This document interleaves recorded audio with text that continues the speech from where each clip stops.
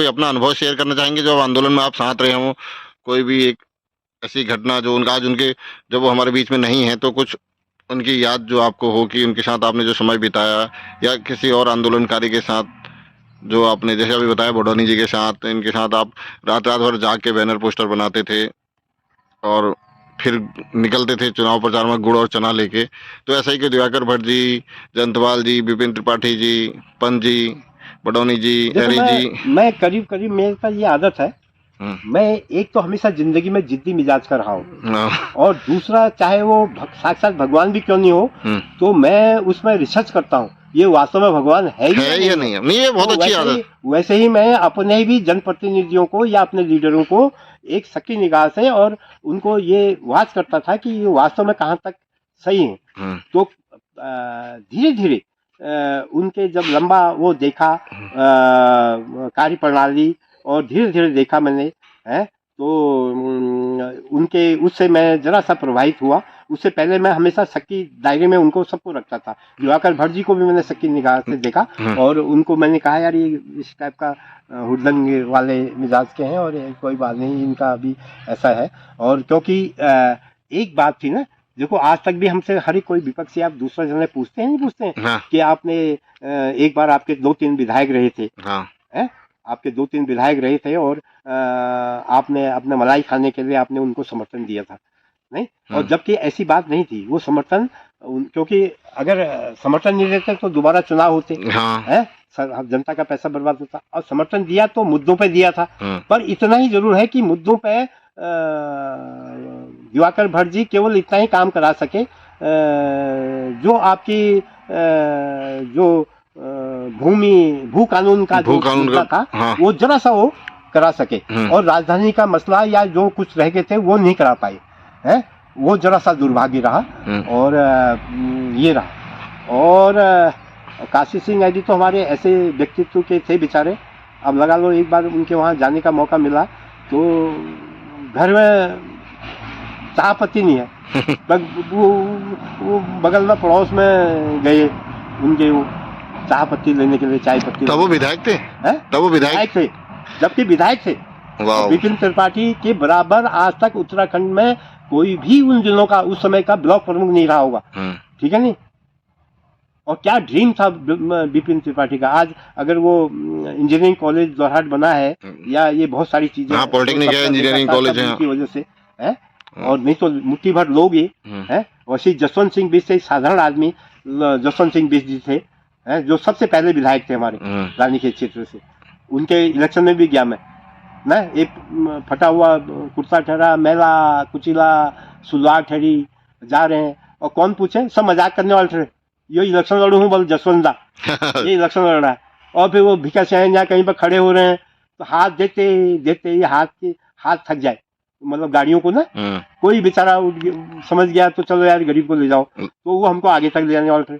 तो उनके हमने जो पढ़ते थे किसी चीज के लिए पैसा नहीं ठहरा, बड़ी मुश्किल से उनके नॉमिनेशन के लिए पैसे ऐसे इस तरह से कलेक्ट करें। और वो जो है वो अंग्रेजी की जो 4 रूल की रेखा रब कापियां बच्चों के हम इकट्ठे कर रखे थे, उनमें अपने रात को जब बैठे तो उनमें अपना वो लिखने वाले थे हम स्लोगन, ये आपका अपील उसमें लिखने वाले थे, वो बांटने वाले थे। दूसरे दिन रात को फिर थक गए किसी के घर पर रुके तो रात भर लिखने में है वो बांट रहे, पर्चे तक के लिए पैसे नहीं थे हमारे पास।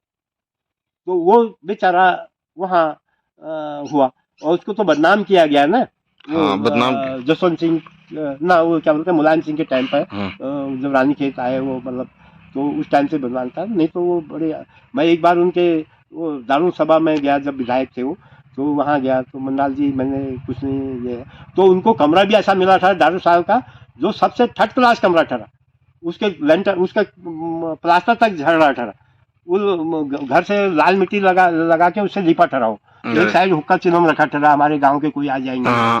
तो इस टाइप का साधारण व्यक्तित्व के लोग ठहरे ये लोग हैं। वैसे नारायण सिंह जंतवाल को कांग्रेस के टाइम पे बड़े बड़े ऑफर आए, वो आज अगर कांग्रेस में गया होता तो वो कैबिनेट मिनिस्टर या कुछ और होते। सभी लोग जितने भी हैं सारे योग्य हो। उससे पहले जो पहले क्रांति दल से में थे वो जीते नहीं मतलब गए थे, तो वो भाजपा से वो भी रहे, विधायक विधायक रहे, कई लोग। हाँ कई लोग हैं। और ये देखो कि आज तक क्या इनके लिए मना कर रखा किसने? नहीं। ये तो कल को पार्टी डुबा सकते हैं, कल हाँ। को अटेंड कर सकते हैं। नमस्कार है। हम्म। तो ये सारी चीजें हैं, ये ऐसा है इंसान का अपना चरित्र। और वो अब जो है दिवाकर भट्ट जो है पूरा जीवन अपना अंदर से जिया है बेचारे ने, है। उसने अपनी पत्नी को, अपने घर को खोते हुए देखा है। और अंतिम सांस तक उसको यही चिंता ठहरी, राज्य राज्य राज्य। और ऊपर वाले से भी प्रार्थना कर रहे होंगे कि कुछ महीने और रोक दो मेरे को, मैं इसको, इसकी दशा और दिशा हाँ भीष्म पितामह जैसी हालत। सुधार जाता हूँ। पर क्या था कि ये तो अब जाना तो था ही, सभी ने सब हाँ। चाहते हैं। पर ये रहा, पर ये है कि अब यहाँ का जो यूथ है इस बात को समझे। और इस जो हमारी जो इसकी जो फिलॉसफी है, जो उत्तराखंड स्टेट मूवमेंट का जो प्रिंसिपल था, इसको हर व्यक्ति तक, हर उस तक, अब होने को तो सरल तरीका तो ये था कि स्कूल के सिलेबस से जोड़ा जाता। बिल्कुल। पर सत्ता में तो वो लोग हैं जो विरोधी थे, तो वो क्यों जोड़े इसको? वो तो अगर चैप्टर हल्का फुल्का 2 लाइनें कहीं होंगे भी तो उसको भी साफ कर दिया होगा इन्होंने। क्यों पेपर में ये भी तो लिखा था। देखो दिवाकर भट्ट जी के बारे में आया था अखबार में। वहाँ पर ये नहीं था कि उत्तराखंड क्रांति दल के ये, वहाँ पर ज्यादा लिखा था पूर्व कैबिनेट मंत्री, ट्रेड यूनियन के अध्यक्ष। ये मतलब ताकि जनता को हकीकत पता ही ना चले। जनता मतलब मीडिया भी, अखबार भी जो है जनता को गुमराह करने में लगे हैं। देखो मीडिया जो है ना, देखो किसी से भी मीडिया में जाने के लिए कुछ कैटेगरी रखा है कि जाओ ना जाओ। पर ये है कि देखो हम अब इसका मतलब है चौथा स्तंभ वाला भी बात हटा दो। अब नहीं वो स्तंभ नहीं रहा। पहले चौथा स्तंभ होता था, वो आईना होता था, देश का आईना होता था, वो सब दिखाता था। आप देख रहे हो अब मतलब नेशनल चैनल तो गए काम से। वो तो अच्छी बात है कि आपकी सोशल मीडिया के कारण हम आपस में बात कर ले रहे हैं, आपस में वो उनके मतलब सूचनाएं मिल जा रही हैं हमको। नहीं तो इसको भी चौपट कर दे। वहाँ नेपाल में जरा सा इसको वो करने की कोशिश करी उन्होंने सोशल मीडिया पे, तो तभी तो वो हंगामा हुआ। उनकी आजादी को भंग करने की। ताकि मेन बात आज हो जाए गड्डी, जो वो कह रहे हैं वो ही हो। तो ये बड़ा दुर्भाग्य है। तो आप सल्ट वाले पान सिंह रावत जी को भी जानते हैं? उनका भी मैंने बहुत सुना है। पान सिंह रावत जी को कौन नहीं जानेगा? पान सिंह रावत तो एक ऐसे इंसान है, देखो उस पहाड़ के है पूरे, अगर मैं कहूँ तो पूरे उत्तराखंड में ना, अगर मैं कहूँ तो पूरे उत्तराखंड में जो सॉइल के हिसाब से या उसके हिसाब से ना, पथरीली इलाका और सबसे संघर्षमय जो जीने वाले लोग सल्ट के लोग, ठीक है नहीं, उस सल्ट के एरिया से आता है। और उस सल्ट के में उसने उत्तराखंड राज्य की अलग जगह रखी है। नहीं तो क्या हम तो बेचारे अपने जो आर्थिकी है, अपनी जो परेशानियां है, उसके कारण किसी को भी हम जो हमको मदद कर रहा है हम उसको भगवान मान रहे हैं, उसको बड़ा मान रहे हैं ना। पर उसने अपनी जमीर से समझौता नहीं करा, कभी नहीं करा उस पान सिंह ने। मेरा भी एक बार पान सिंह रावत जी से वहाँ मीटिंग में मिलने का मुझे सौभाग्य मिला ना।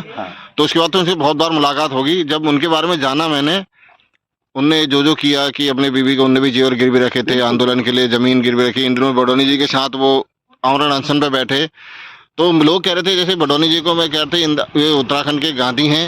मैंने कहा फिर आपको, मैं उनसे कह रहा था, मैंने कहा आपको तो फिर हमें उत्तराखंड के शास्त्री जी कहना चाहिए। नहीं, उस समय जितने भी थे ना, जितने भी आपके उत्तराखंड क्रांति दल के जो ये झंडा पकड़े हुए लोग थे, ये कोई उस लालच में नहीं थे कि हम राज्य के नेता बन जाएंगे, मुख्यमंत्री बन जाएंगे, इसलिए नहीं थे। सब निष्ठा से सपना यही था कि हमारा ये है, हम अमन चैन से, सुख चैन से हमारी जनता यहाँ जिए, है जनता स्वतंत्र उससे सांस ले, इसलिए था। मैं नहीं कह रहा हूँ कि इस टाइप के जो डिवोटेड लोग थे सभी वही लोग थे।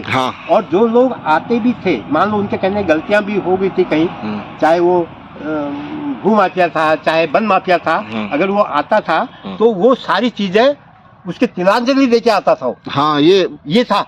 और मेरे को याद है सबसे पहले एक दिन, अब मैं ठीक तरह मैं पहाड़ से लेकर इन तराई एरिया में सब जगह जाऊं इस उत्तराखंड राज्य आंदोलन में और इनके अधिवेशनों में, तो अब एक बार पूरे उन्होंने कहा कि यार वो एक अधिवेशन यहाँ होगा।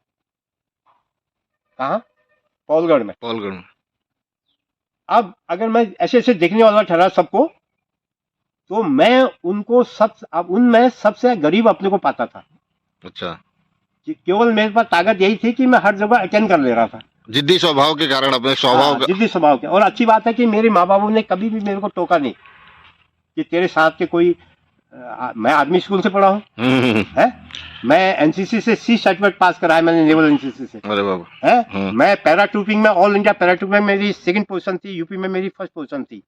और मैं जिम्नास्टिक बॉक्सिंग में रहा हूँ नेशनल उससे, और नेशनल उससे मैं सुबोर्जी मुखर्जी कप से खेला हूँ। मैं बिना वर्जिश के मिस्टर कुमाऊं रहा हूँ तुम्हारा, ठीक है नहीं। और उत्तराखंड वासियों को सबसे पहले टेलीविजन असेंबल करके मैंने दिखाया। आधे रास्ते तक कमिश्नर मेरा बैग लेके पहुंचाने आता था, लेने आती थी उसकी मैसेज। तो ये समय था मेरे लिए, नौकरी की कोई कमी नहीं थी। पर मेरे को एक जिद चढ़ गई। मैंने कहा बस हमारी आइडेंटिटी केवल इतना ही है कि पहाड़ से कोई नौकर बुला लेना, ईमानदार होता है बर्तन मलने के लिए, है। तो मैंने कहा अब राज्य बनना ही है। तो उस जिद में मैं इस मुहिम में जुड़ गया। अब यहाँ जब अधिवेशन की बात आई और मैं घर आया, तो मेरी बीबी कहे कि आज तुम बहुत सुस्ते दिखाई दे रहे हो, और दिन तो बड़ी तुम्हारे चेहरे में रौनक और बोलने में। तो मैंने कहा यार ऐसा ऐसा है, और बहुत संख्या में यहाँ लोग आएंगे, और मेरे पास तो झंडा भी नहीं है। तो आपके सामने ये कह रहा हूँ कि मेरी बीबी ने कहा फिर उसके पास भी नहीं ठहरे। हाँ, जब आपके पास नहीं है तो उनके पास कहाँ से होते? उसके लिए आज तक जिंदगी में उसके लिए एक बिंदी नहीं खरीदी ठहरी, एक चुनी नहीं खरीदी ठहरी ना। मैं ऐसा बदनसीब पति ठहरा। मैंने जो पैसा हुआ मैं ये उत्तराखंड राज्य आंदोलन में लगा देने वाला था। तो वो उस बेचारी ने मशीन निकाली अपनी, और अपने पुराने उस रंग के ब्लाउज साड़ी काट के उसने झंडे बनाए। वाह। तो ये पूरा प्रदेश और युवा सब उनके भी ऋणी है, जैसे आपके ऋणी है। सबके ऋणी है, बहुत ऋणी है।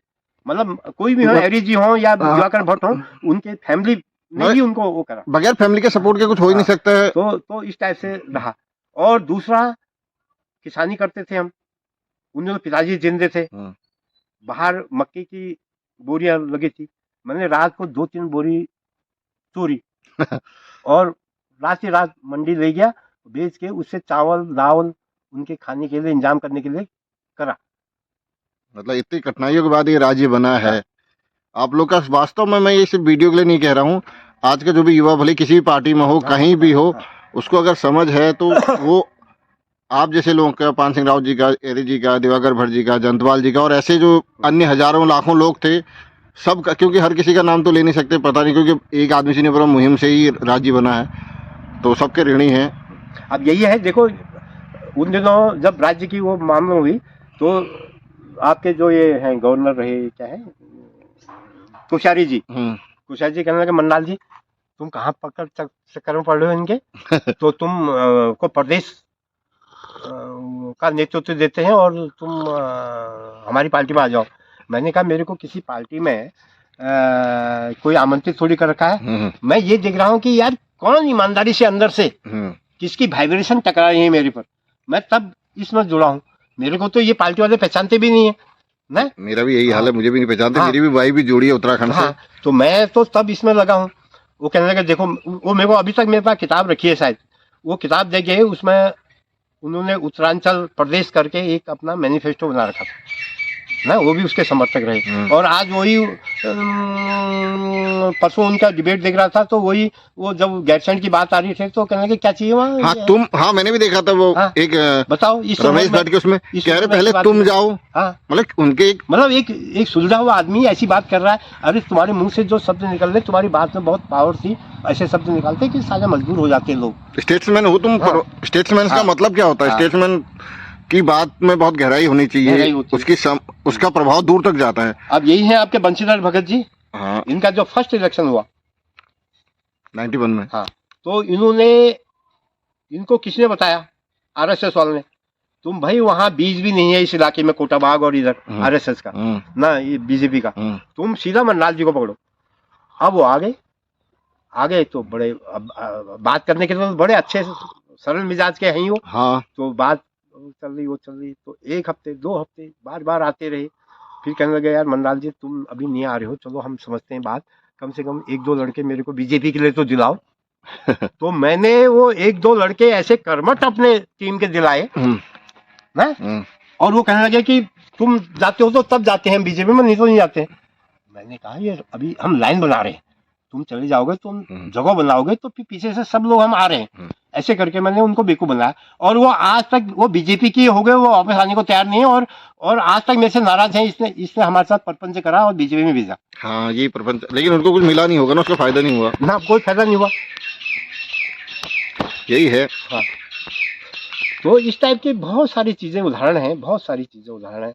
यहीं पर ये बीजेपी का पंकज पांडे। तो ठीक है, आपसे बात करके अच्छा लगा। हाँ। फिर कभी अवसर मिला तो आपसे मुलाकात होगी। हाँ। तो ये थे हमारे राजा Hanumani Manlal ji. Thank you sir.